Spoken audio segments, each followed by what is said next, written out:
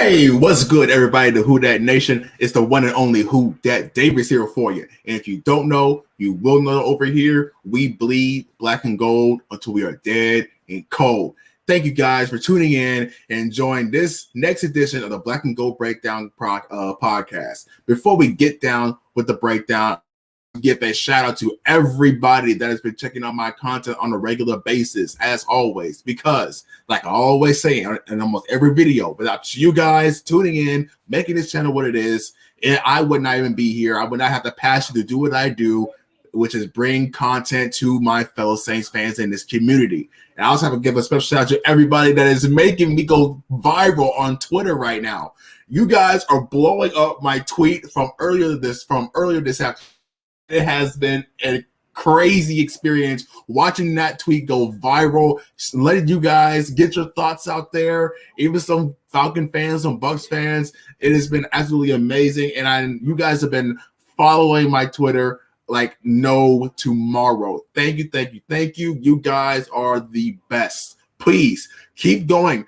Please keep following me on Twitter. My Twitter handle is in the description. My YouTube channel is right here. Go ahead, hit that subscribe button down there. Hit that like button on this video. We still have yet to hit 50 likes on one video. Let's turn that around. Let's hit 50 likes on one video. And if you have a Facebook, go ahead and hit up my Facebook at facebook.com/state of black and gold. That handle is right there in the description. Now, before we get down with the breakdown, once again, I need to let you guys know what's coming up. If you guys are new to the channel, I have started doing a film study / film review on Saints draftees this year. I recently did one on defensive end Peyton Turner that went over an hour, and then I decided let's go ahead and break it down game by game and see what happens from there. This next one is on linebacker Pete Werner, the linebacker out of Ohio State. I've already done one video. You guys can find that in the video section of my YouTube channel, and the next one is going to be coming out either tomorrow or the day after. Please. I hope you guys enjoy that kind of content, and I see some other kind of content here. Don't be afraid to let me know in the comment section, here in the chat. Go ahead and let your voices. Now, with all that being said, let's officially break down what we are about today for the main discussion, and that is the following. Quarterback Jameis Winston has been putting in the work and then some with several skilled players for the New Orleans Saints offense, from Traquan Smith to Marquez Callaway, Tony Jones Jr., the former free agent of the former undrafted running back out of Notre Dame, excuse me. And then you have Juwan Johnson. Now, there are two names here that I have not listed. Who are those two names? You have Alvin Kamara and you have Michael Thomas. I have been asked on Twitter if this is a concern that we should be looking at in terms of them not working out with Jameis Winston. My answer to that is no. We should not be concerned that Michael Thomas and Alvin Kamara are not training with Jameis season. They are going to be just fine. When you look at what Jameis Winston did in that Week 9 or Week 10 game against San Francisco 49ers, he looked a little rough towards the back half of the second half of the game, but he's already showed that he can rely on Michael Thomas. He can rely on a check down to Alvin Kamara. And on top of that, those guys are quarterback friendly. Michael Thomas especially is a quarterback friendly. He has a wide catch radius. He catches nearly everything that is thrown his way. The former offensive player of the year can make anybody look good. See Teddy Bridgewater before he went out to Carolina and he got that bag. And what happened to Teddy Bridgewater the next season? He's already been shopped off to Denver Broncos. Now, I hate it for Teddy, I do. But that just shows that Michael Thomas just made him look better than what he probably was. A lot of guys, including myself, thought, let's give Teddy Bridgewater the benefit of the doubt. He led the team to a 5-0. But in catch, who did he rely on the most to make those catches? Michael Thomas. Michael Thomas ended up going to break the single season record for most receptions by anybody with 149, I believe it was. And everybody was talking about bringing Teddy Bridgewater to be the future heir apparent to Drew Brees. And we have a lot of that being credited to Michael Thomas. He just proved that. I will say it again. Michael Thomas made Teddy Bridgewater look good because the second down over to Carolina, Granted, the coaching staff was probably not the best. Matt Rule is kind of an unpredictable lot, but it doesn't change the fact that Michael Thomas made Teddy Bridgewater look amazing. And Alvin Kamara just as well. Alvin Kamara, when he gets going, when he gets 25 touches in terms of toting the rock, he does great things. See no later than the Christmas game against the Minnesota Vikings. Alvin Kamara tied the all-time record for rushing touchdowns in a single game with 6 rushing touchdowns. He should have had 7, but we're not going to talk about that. The fact of the matter is he was surrounded by a lot of talent that made Teddy Bridgewater look better than what he presumably was. And that's the same thing we got here with Jameis Winston. Those guys to elevate Jameis Winston's plays to a degree to where they don't have to work with them in the offseason. And for another note, Jameis Winston working out with these other guys, it's actually really beneficial. Marquez Callaway, who had a really good rookie campaign coming in as an undrafted free agent. A lot of us didn't expect Marquez Callaway to have such an impact. Now, I did, obviously, but we're not going to talk about that. But the fact of the matter is, he was not really regarded as a guy that was going to make the roster, not much less have any sort of significant playing time. He should have had 2 touchdowns. He went from having no expectations to having two receiving touchdowns in the regular season. One against Carolina and the other against the Minnesota Vikings in the Christmas game. 2 receiving touchdowns that were one was taken off the board because of a fluke call by the refs against Traquan Smith. The other one, Drew Brees just threw a wobbly duck, and Marquez Callaway had to play defensive back. And you have Juwan Johnson. It's still uncertain to where if Juwan Johnson is going to make the roster. He's got to compete against Jalen McCleskey, Kawhi Baker, who is my pick to make the roster over him. And then there's Lil John Humphreys, who's already got a small taste of success in the Saints offense. He's caught a receiving touchdown in the game against the formerly known as the former defending Super Bowl champs in Kansas City. And he had a crucial 3rd and 12 conversion against the Chicago Bears in a wild card round. He was also present during the Week 17 game against Carolina Panthers. He had 2 first down receptions. He had no touchdowns, but he was featured in that drive, and he showed that he could be trusted. So he's got those kind of guys who are wanting to make this roster. And then you have Traquan Smith, who we've been waiting to see reenact that UCF success as one of the most prominent deep threats in college football. He has yet to really break out into his own. Can Traquan Smith do that under Jameis Winston? It's very possible, for the sole fact that when he was under Drew Brees, we all know, as much as we love Drew Brees, his arm was shot. 10-yarder, 15 yardage.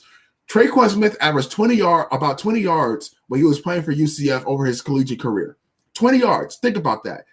That guy can get down the field. He was supposed to take the place of Ted Ginn, that's why he was let go, but he hasn't broken out yet. And we have to think about, is it mainly because Sean Payton was doing what he does best and is playing to the strengths of his quarterback, and that is efficient throws, keep ahead of the sticks, and keep moving the chains. Now that Jameis Winston is most likely going to be on the center, he has a lot more lively arm. Can we see that UCF Traquan Smith that had a lot of us excited to finally see a legitimate deep receiver threat outside of Michael Thomas? And then you have Tony Jones Jr. He had his chance against the Carolina Panthers Week 17. He got injured in that game, but he showed a couple of flashes there where, okay, maybe we can package something up for him and see what he does. All of these guys are crucial to the success of the New Orleans Saints, because you can't go back to that 2019 season to where you're relying on Michael Thomas solely and then out every now and again for a run game. You have to rely on your different playmakers. You have to rely on these guys, because if you go back to this one-man show and Michael Thomas, you're going to have fiasco to where you're basically almost getting bounced out in the wild card round yet again to another team, whether that be the Minnesota Vikings, the Seattle Seahawks. It doesn't matter. These guys getting that chemistry with Jameis Winston now before the start of training camp, that's really big. That's big. And Traquan Smith can break out then finally we can say the Saints have a good receiving core that can compete with the rest of the NFC South. Speaking of the NFC South, let's talk about that for a little bit. Let's expand on that a little. Understand what I'm talking about when I say it'll be really refreshing. You got the Tampa Bay Bucks. Tom Brady stepped into a perfect situation with the Tampa Bay Bucks. They had three world-class. The third one being Antonio Brown, but he was brought in during the middle of the season. Before that, they had Cameron Brate, a good receiving tight end. They had O.J. Howard, another tight end.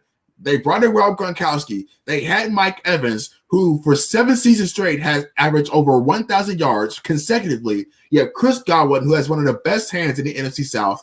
And then, like I said, you had Antonio Brown. You had Leonard passes out of the backfield. And then you had Ronald Jones giving you a little bit of run support, but we're not worried about that. The fact of the matter is Tom Brady stepped into a perfect situation with all these weapons around him. And they beefed up the offensive line with drafting Tristan Wirfs as his right tackle. Then you look at what Teddy Bridgewater had and now what Sam Darnold now has coming into Carolina. You have Robbie Anderson, you have DJ Moore, and they just drafted Terrace Marshall to replace to not only Curtis Samuel, but also reportedly to spike the Saints, who apparently had their eye on Terrace Marshall. That's why they went and got him one pick before the Saints were on the clock. So they have a really good receiving threat again. And let's not dispute the fact that Sam Darnold is reconnecting with his former favorite target and wide receiver Robbie Anderson. So, and they have J.C. Horn going opposite of Dante Jackson on defense. Jeremy Chin had a really good rookie year. They have Brown on the defensive line. He had some good flashes and run support. He had not much of a pass rusher, but he can really hurt you in the run. They have Brian Burns, they have blitzing linebacker coming off the edge. Shaq Thompson emerged as a leader. Carolina is looking as a really good threat to the New Orleans Saints, to the 4-time NFC South champions in New Orleans Saints. So we can't discredit the fact that, just because they let go of Teddy Bridgewater, they signed Sam Darnold. That doesn't necessarily mean that the Carolina Panthers are going to be worse off. We don't know that yet. And then you have the Atlanta Falcons. We all know Atlanta Falcons is going to be pretty much trash, right? But roster-wise, let's look at the roster. They still have Julio Jones. He may be injury-prone over the last couple of seasons, but every time the Falcons play the Saints, we all know this man is going to be miraculously healthy. But they have relied on Calvin Ridley, who is a really good, shifty, speedy receiver with he's pretty much got the whole package, Calvin Ridley, playing opposite of Julio Jones. They drafted Kyle Pitts, one of the best receiving times probably in the last decade. He's now with Atlanta. Then you still have Hayden Hurst, who's still athletic, who can still get down the field, who can also give you some run support. They also have Mike Davis coming out of Carolina, now playing with the Atlanta Falcons. Then let's look at defense. They've addressed their safety concerns with Richie Grant, a versatile guy that like to play safety and play down. Atlanta is looking like a really good team right now. They've finally let go of Dan Quinn. They've finally gotten their wheels about them in the second half of the season. They have Big Terry. They signed Terry from us. And you know how good Terry is in terms of finding talent.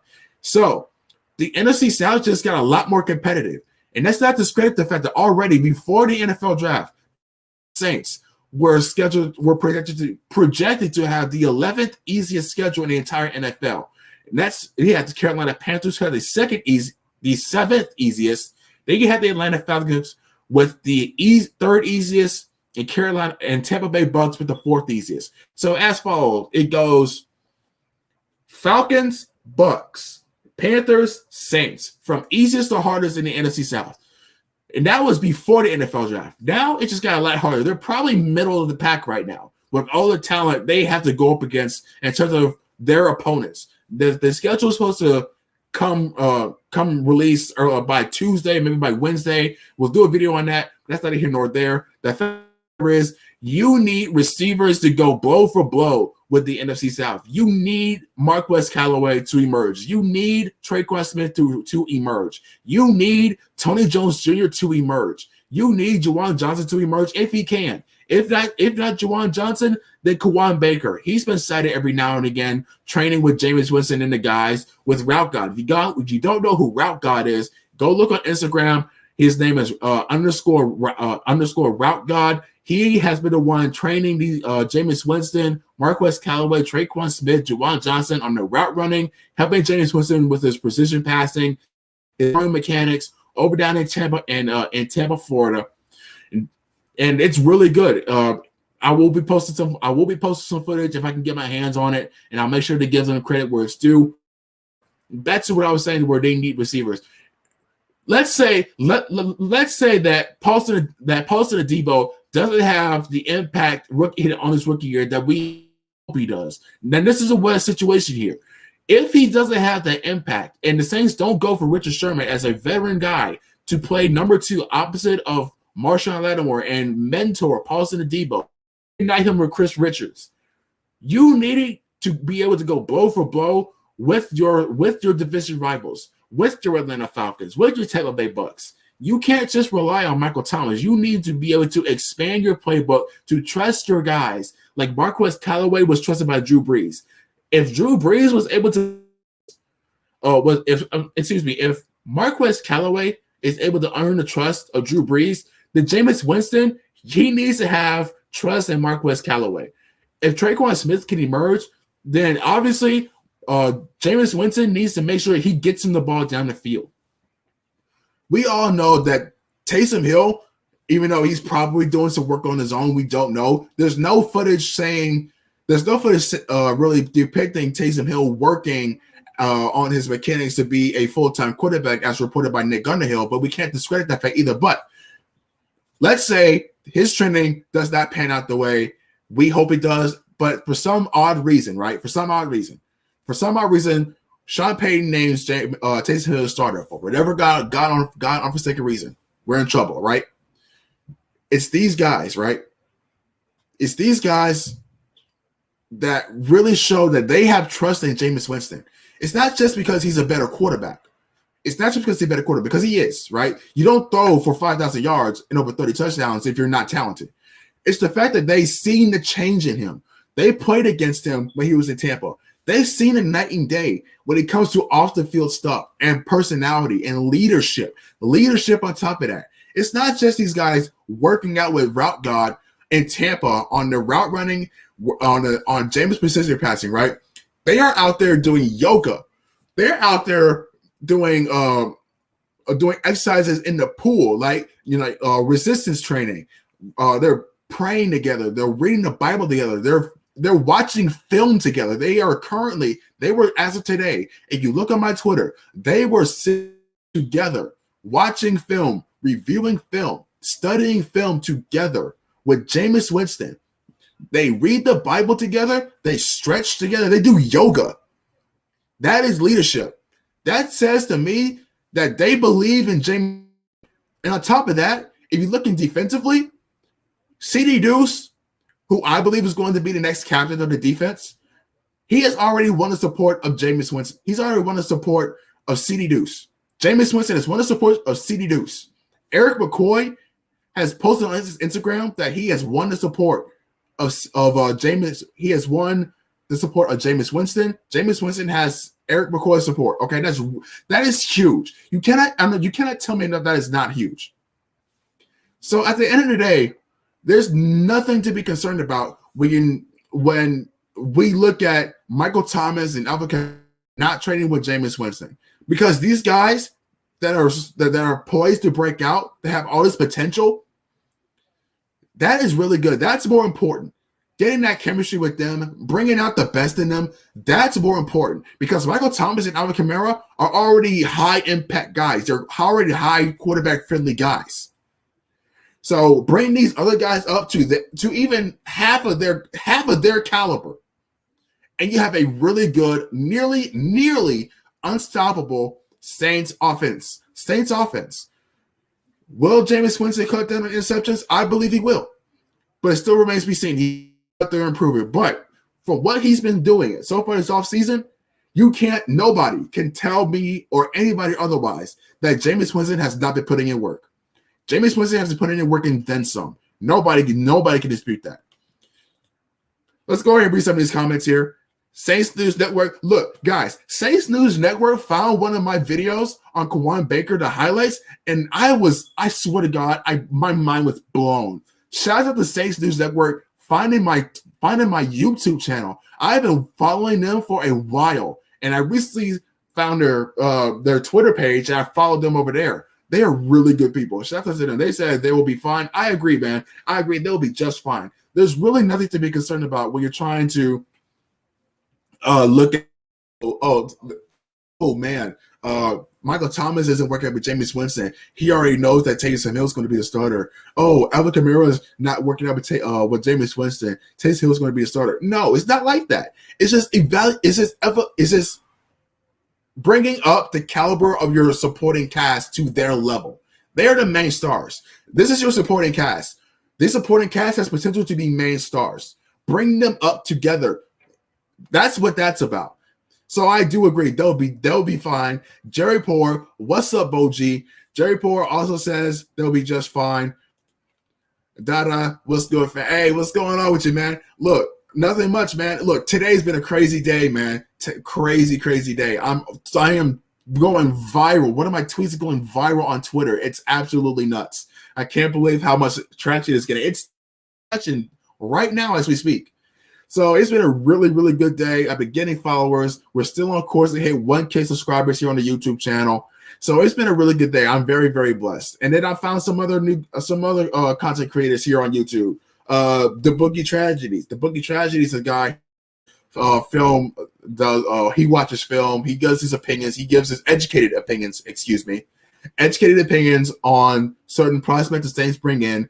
The Boot Tragedies is a really good guy. I've already subscribed to his channel. He's getting a lot of he's getting subs by the minute. More so than me. I'm a little jealous. of the Boot Tragedies. Jerry Poor shouting out to Saints News Network. Let's go ahead and go down here. Data says if the Saints don't fix their own line, if the Panthers, don't fix their own line, they're going to catch hell against our D line. Look, that's facts. I'm surprised they waited until the later rounds to try to address their offensive line. They waited till the third round, maybe fourth round before they started looking at their O-line. But they went corner, they went receiver, and then they go ahead and went and address the offensive line. And that offensive line is getting up there in age a little bit. Whereas the Saints, they are young on that offensive line. They just drafted a versatile offensive lineman in Landon Young, a star tackle that can also play a little inside. Has been training to play inside. It is absolutely nuts. So the Saints are set up to be young for years to come. They've also have James Hurst on a 3-year deal. A 3-year deal. That is really big for the New Orleans Saints, especially when you have Teron Armstead and Ryan Ramczyk. You got these guys on both of their last years. So assuming you don't bring either back, right? Let's say you don't bring either back. You can slide Landon Young back at left tackle, which is where he played when he was in Baltimore, and he balled out. And then you can slide Landon Young over a right tackle, show off that versatility, and you still be good for a couple of years. You would still have a young, healthy, athletic offensive line. Eric McCoy is still on his rookie deal. You have Cesar Ruiz, who's poised to have a good year now that he's got a year underneath his belt as a starting guard. I don't know if he's still going to be playing center yet. I doubt it, but if he still plays guard, then that's really good. You still have Andrews Pete. We're still head scratching over that ridiculous extension, but the run blocking Andrews Pete has, it's really good. I can't knock it too much. So that entire line, they just re-signed Will Clapp on top of that. They have Ethan Greenidge still. They have some other guys that they brought a guy from Tulane. The fact of the matter is they are young. Okay, they set themselves up for success on the offensive line. Now the defensive side, let's look at this defensive line. Let's look at this defensive line real quick. If the Carolina Panthers don't fix their own line, you said our D line is going to eat, and I completely agree with you because let's look who's over there. You have Cam Jordan, who still is going to have he has a lot to prove now. Cam Jordan has so much to prove that he can still be productive. He had a really down year last year. He might have been dealing with injuries. I don't know. The fact of the matter is he was bad. Against Atlanta, as always. But Cam Jordan, who's going to be coming back with something to prove. You have Sheldon Rankins. Sheldon Rankins has gone to New York Jets. But you have David Onyemata, who had a last year. He's shown that he's refined his talents. He's product of the system now, which is a good thing, mind you. It's a good thing. David Onyemata, who's really good in run stuffing, it can give you pass rush. He had a breakout year, and now he's got Malcolm Roach playing alongside him. He's now a year under the system. Malcolm Roach is a really good runner. He's physical. He can push, he can drive, he can get back there when he needs to. Then you have Shai Tuttle that can supplement that run support with a pass rush. Shai Tuttle really good at pass rushing. And then let's go on the other side, right? The other side of the defensive line is where we really need to watch our eyeballs. You have Carl Granderson probably going to be playing over there. You Davenport picked up the 50 option on, so he's good to play for 2 more seasons, the 2 more including this one coming up. And then you have the #1 draft pick out of Houston, Peyton Turner. Now, if you watched that video, if you watched that live stream where I'm breaking down film on Peyton Turner, right? You can see the upside. You can see the upside of why they looked at him. They looked at him as a potential late first rounder. He is very athletic. He knows how to use his length. And when he uses his length, he's damn near undefeated. He can create that separation with his length. He can bull rush. He can play outside. He can play inside, which a couple of people expected to play inside. The fact of the matter is he's going to be everywhere on that line. They're going to find some way to get Peyton Turner involved. So that young line, that young defensive line, they're going against that Panthers O-line. If it's not fixed yet, absolutely, I completely agree with you. Ro, what's going on, Ro?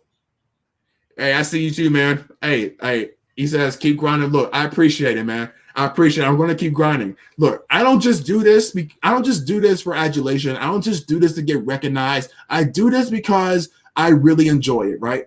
I wanted to play football when I was in the 8th grade, and I thought I had my chance to, but I got pulled out not even 2 practices in.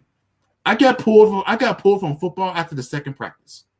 Nobody believed in me. So, but it is what it is. I'm still covering the game that I love since I was a little boy. This is something I want to do. It's not just because I want to get recognized. I don't care too much about the viewers. The viewers will come where they may.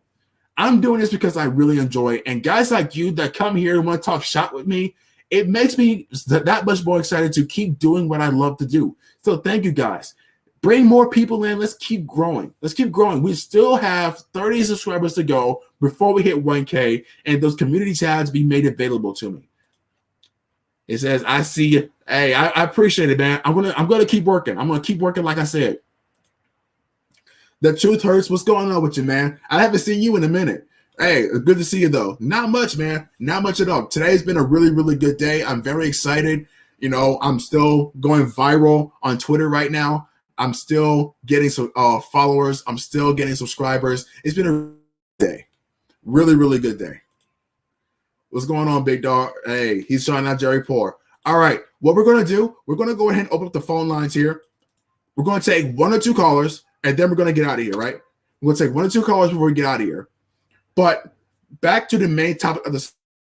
There's nothing to be worried about Alvin Kamara and Michael Thomas not training with Jameis Winston. Okay, let's just nip that in the bud. There's no reason why anybody should be concerned so much less bringing up the fact that they're not training with Jameis Winston. They've already gotten to their peak. They're already in their prime. And in terms of this offense, right? They're already in this offense.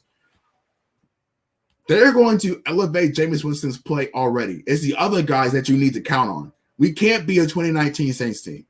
We cannot be a 2019 Saints. The Saints, when they won a Super Bowl, they had multiple weapons making multiple big plays around them. It wasn't just Marcus Colston. It wasn't just Pierre Thomas. It wasn't just Reggie Bush. It wasn't just Devery Henderson or Lance Moore. It wasn't just these guys, right?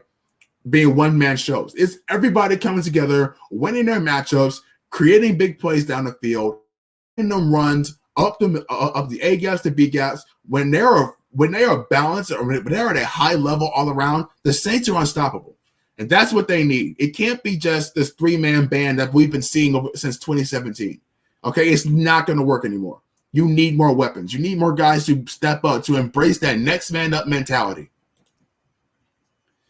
Rose City says, I think Pascal going to pay dividends. for him to come to New Orleans and not stay with the Chiefs may say something. You may be right. You may be right about that. But I wouldn't if they just primarily stick him as a special teams guy. Because look at it. I mean, will he get stats on the defensive line? Absolutely. Will they be as prominent as opposed to Peyton Turner? Most likely not. Well, you have a guy who can play outside and inside. But during his tenure with Kansas City, the one thing that stood out the most was his ability to use that length of his, that height of his, and get field goal blocks, PAT blocks. He's really good on special teams. So look for him to primarily be there. That's what I believe is why they're going to why they put him on a 2-year deal. Tano will start at defensive tackle. Hey, like I said, I wouldn't be mad about it. If they can find a way to use him on a defense, great. This is where I'm at. This is where I'm at with Tano Passanio, because there's a lot of mouths to feed. There's a lot of mouths to feed, when you talk about who's all going to be playing on that line.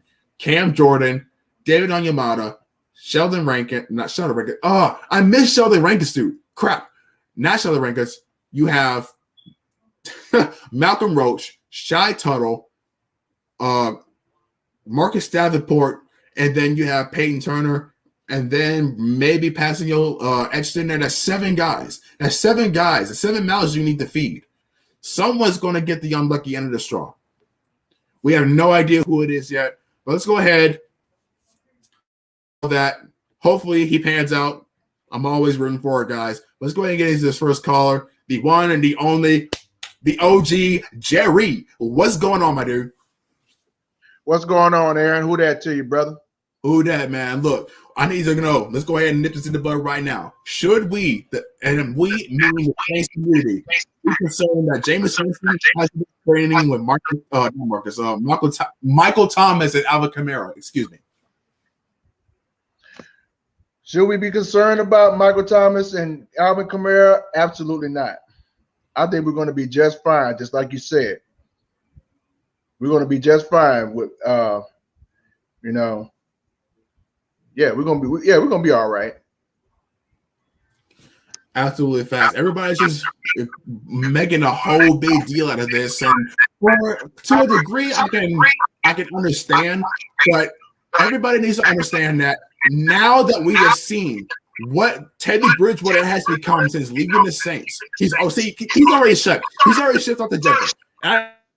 But it is what it is. That just says to everybody that Michael Thomas made Teddy Bridgewater look like a top 10 quarterback. If he can do that for Teddy Bridgewater, who is pretty much less talented than Jameis Winston, imagine what he can do to elevate the game of a guy who's thrown for 5,000 yards. Absolutely, brother. Absolutely. But like you were saying, and I agree with everybody, including you, and shout out to Dada and Rose City and True and Saints News Network, to everybody that's in the chat. Who that to y'all? All right, man. Look, I got one more question for you. Real quick. Out of all the receivers we got so far, right? Let's look at the names. Outside of Michael Thomas, you've got Jalen McCleskey coming out of Tulane. You've got Kawan Baker, 7th round pick. Lil Jordan Humphreys, who had a taste of success already, and Juwan Johnson. Now, assuming the Saints keep six receivers on the roster, right? Kind of like they did last year. Who's going to get that last spot? Because right now we have Thomas, Smith, Callaway, and you have Deontay Harris. There's 2 spots already. I believe one of those is going to be Kawan Baker because he can play all over the field. He's physical. He's hard to bring down. I think he's going to win that spot. So that last receiver spot, who do you think is going to get it? I agree with you on Kawan Baker. I think he's going to earn that spot, that fifth spot. And on the 6th spot, it's going to be kind of like like you play those slinkies back in the day when you were growing up. Yeah. It's going one side is going to be this receiver, and the other side is going to be that receiver. The way I'm looking at it right now, it's likely going to be either Juwan Johnson or what's the other boy you were talking about?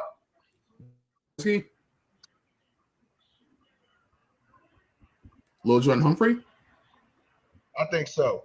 Because I already know Callaway got that. Hold on, you got Thomas, you got Smith, you got Harris, you got Callaway, you got likely going to be Baker on the 5th spot, and likely going to be Johnson on the 6th spot. But it's going to be kind of like a toss up on the sixth receiver. But it might in case of one of the receivers get hurt, maybe little John Humphrey may take that role if you decide to. Because sometimes the wide receivers got them other positions kind of do like they do in college football, rotate around. You play receiver, running back.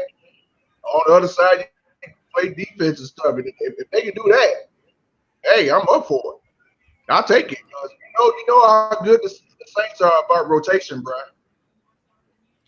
That's facts. I'm gonna leave that 6th spot up for debate with the next podcast I do. I think that'll be a next point of discussion. Thank you for that. That whole discussion I got, you've already set me up for something else later down the line. Shout out to Jerry Poor, man, giving me content without even realizing he's giving me content. This is why Jerry Poor is an OG, man. This is why he's an OG. All right, Jerry, I gotta let you go for right now, man. I gotta get to these comments, but as always, call back anytime, brother. Anytime. Hey, this is what I do, man. I always give y'all details, man. Give you good feedback and everything, man. That's what I do, man. I ain't like what you call it, say. We give the people what they want. That's what I do. I give my Who Dat Nation, the entire Saints squad, everything I bring to the table, especially when it comes to the New Orleans Saints. Because like you said, we bleed over here and everywhere. We bleed black and gold through our soul until we are dead and cold. Hey, yes, sir. All right, Jerry, you take it easy, man. Stay safe. All right, now. Oh, one other thing. Shout out to your grandma too. Wish her a happy Mother's Day too, brother. I appreciate that. I'll make sure she knows, man. All right, stay blessed. Okay, man. You too. Y'all take care. Yeah, it's Jerry Poor, everybody. The OG, been here since the start of the channel. Let's go ahead and read some more of these comments here. We got a newcomer here. We got Robert Jackson II. What's going on, Robert? I see you're over on Facebook. I hope you're enjoying the Facebook page. Now, how to answer your question, my thoughts on Lord Jordan or Juwan Johnson being moved to tight end. I haven't seen much discussion on Lil Jordan Humphreys possibly being moved to tight end, but I've seen quite a bit about Juwan Johnson possibly being moved to tight end. I understand why. Juwan Johnson is a big guy. He's a big boy. He's probably around the same size, if not a little bigger than Adam Troutman. He definitely has that tight end size. He'd be the opposite receiver, and it gives more options for the Saints to work with on the field, right?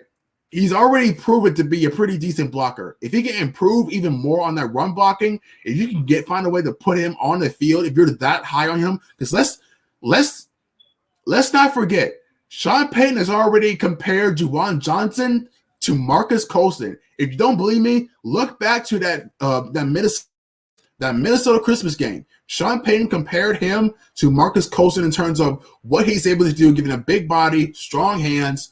Juwan Johnson, Marcus Colston, that's really interesting, right?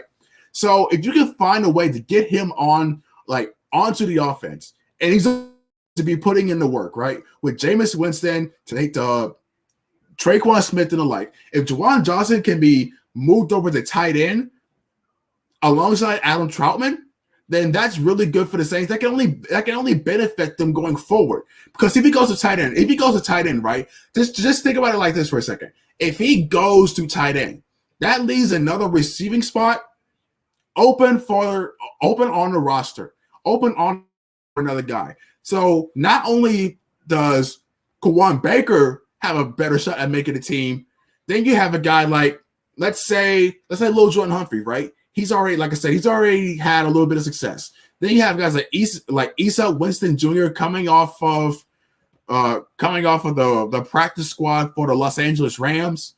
You've got who else is there? Who was on the Atlanta practice squad, coming out of Tulane, transferred from Oklahoma State. And Oklahoma State is pretty known for having produced really good receivers, even undrafted ones. So that they can only benefit, Robert. They can only benefit if Juwan Johnson at tight end. They can't. I can't see a scenario to where it hurts them. Juwan Johnson, I would love to see play tight end.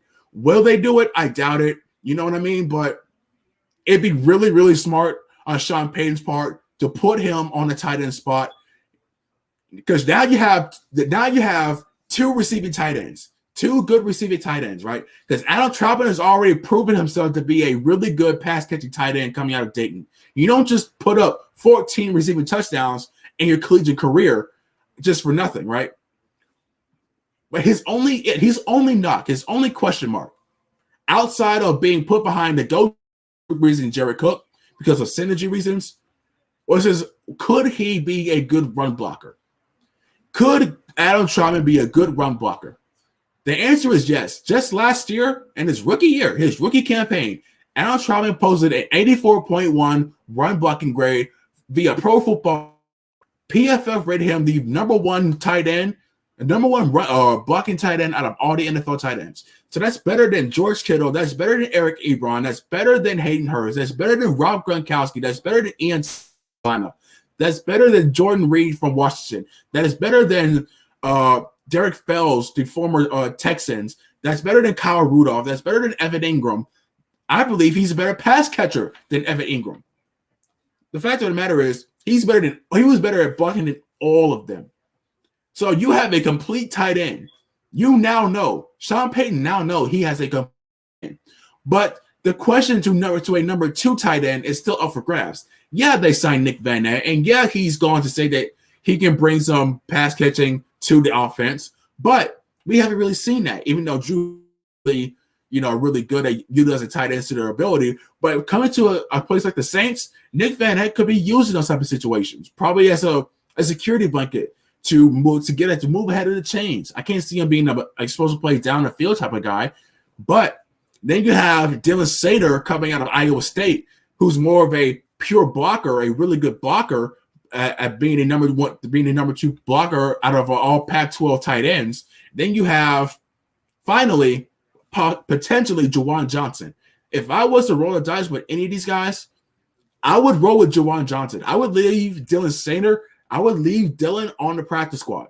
If I had to really choose between Dylan and Juwan Johnson, I'd leave Dylan on the practice squad and bring Juwan Johnson over the tight end, because of the fact that he's already proven that he can be a good blocker. You've already used him in games. He's showing you already this offseason that he's improving on being a better pass catcher. You put that on that line opposite of Adam Trautman, defense is going to be hard to stop. I mean, look at Tampa Bay. Tampa Bay has already found success in that, and Cameron Brate and O.J. Howard.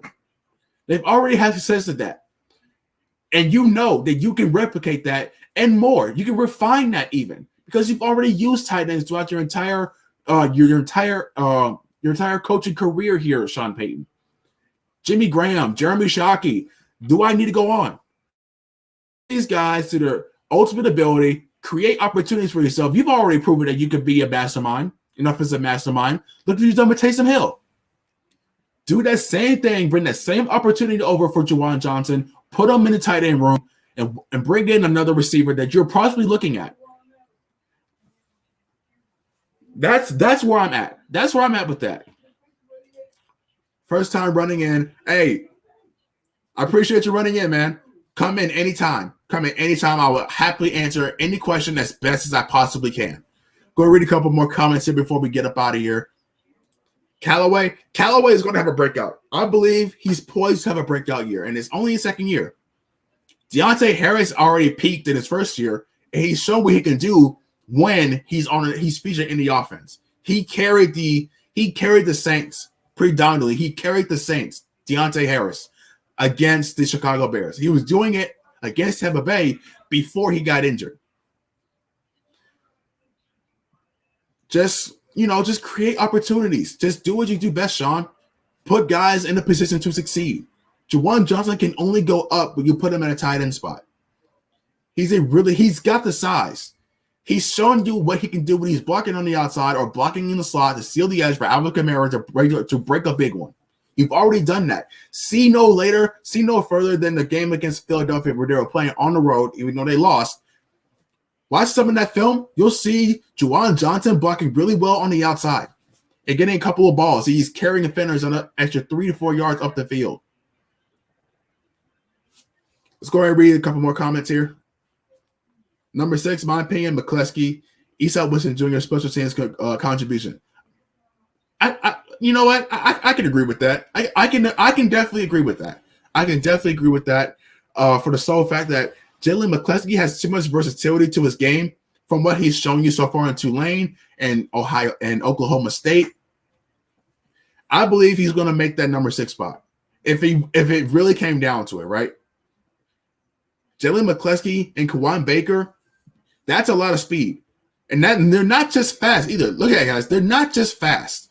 These are 6 foot or 6 foot plus guys that can get down the field and they can maintain their health. They have been pretty consistent with maintaining their health, especially Kawan Baker. You can use them on jet sweeps, tap passes, end arounds. You can get him on the sideline. He can high point the football. Jalen McCleskey, he's a burner. He can cover. He can get down the middle of the field. He can take a top off a defense. He can read zone coverages. He knows where to fit himself. And as always, he can maintain that health. These guys can only bring you some upside for Jameis Winston and options for the opposing defenses to try to defend. Because let's say for a scenario, right? Let's say Kawan Baker is having a go route out the middle, and you have Marquez Callaway playing from the slot, doing a deep shallow from left to right over the middle of the field. That defense is going to have to respect Kawan Baker's ability to get downfield, especially if they're playing a too high safety, right? They're playing too high. They're trying to defend. They're trying to defend the deep ball. Even more so, we're playing single high safety, right? Single high safety. Kawan Baker streaking down the sideline. He beats this guy. He's known for beating this guy. He carries safety with him. That only opens up opportunities for a shot over the middle of the field. It's scenarios like that. So they can only the possibilities are endless if they really perform during mini camp and training camp. The possibilities are endless for these guys. Go read 2 more here. Robert, he's over here talking about replying to Robert Jackson. He said Juwan Johnson 6'4", 240. He put on a few more pounds. I think he should be converted to tight end. Look, I agree. Juwan Johnson can only benefit from it. A 6'4", 234 guy. He's very physical. You put the ball on him, he's not going to give it up like Jared Cook. He's already proven that not only when he was playing in Oregon, but when he was playing with the Saints. He had a couple of drops, but that could be coached up, especially when he has more playing time. The more playing time, more experience. So you can put a 6'4" guy on that line. I'm all for it, man. I'm all for it. It definitely opens up a spot. It absolutely opens up a spot. Keep Dillon on the practice squad. If you can find success in Juwan Johnson playing tight end, keep Dillon on the practice squad. You've already got 2 good blockers. You got Nick Van Nett coming in. That's 3 tight ends right there. That's 3 tight ends. I don't think I've seen the Saints have 4 tight ends on the roster. I don't think they've had more than 3. Now, what does it mean for these guys that have, let's look at Juwan Johnson and Tony Jones Jr. for that matter. These guys are putting in work with Route God during the offseason. They're watching film. They're doing yoga. They're doing all this stuff, right? Will that translate? My answer, yes, because I'm optimistic, right? I'm optimistic. Now, I believe that is going to I think that is going to transfer. Will that mean a spot on a roster? I believe so in certain packages. It depends on where they are. Tony Jones Jr. is going to have a little more difficult time making the team as opposed to Juwan Johnson if he sleds over the tight end, because that running back room is kind of heavy. Not only do you have Alvin Kamara, you have Latavius Murray, who's still on the roster, and you have running back. He's listed as a running back. Ty Montgomery, you brought him back on a 1-year deal. Running back, that's going to be a loaded running back room. And then you have Tony Jones Jr. slotted as number 4. Now, shouts out to Tony Jones for putting in his work with the guys. Sean Payton's going to respect that. He respects a guy that can come in, do the dirty work, and he rewards those guys. It's going to be very, very difficult. I don't see him having that much of an impact, but the possibilities are endless for Tony Jones. And as Juwan Johnson, if they decide to let Latavius Murray go, and they decide to let Ty Montgomery go during the next offseason, it's only Tony Jones Jr. from here, or well, from there, I should say.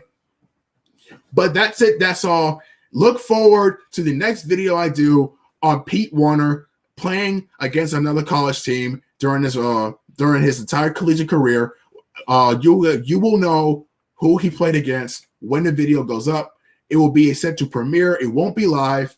I will start on that probably around lunchtime tomorrow, and it will be set to premiere that following evening. But I hope you guys enjoyed this episode of the Black and Gold Breakdown podcast. As always, make sure you like and subscribe. Let's go ahead and hit 50 likes on this one video. Share this video, share my channel, share my platforms around with all of your friends, your Saints fans, your football fans. Doesn't matter. We are all inclusive over here. Let's continue to work towards 1,000 subscribers here on the YouTube channel. If you can help us get 1K subscribers on the YouTube channel, it would be absolutely insane. I cannot do this without you guys. I hope you look forward to the Pete Warner film study that I do. Look forward tomorrow, no later than 6 p.m. Central Standard Time. That's 7 p.m. Eastern. Look forward to that no later than 7 p.m. Eastern. And as always, no matter where you are in the world, you're a Saints fan. We bleed black and gold until we dead and cold. I'll see you guys tomorrow. Deuces.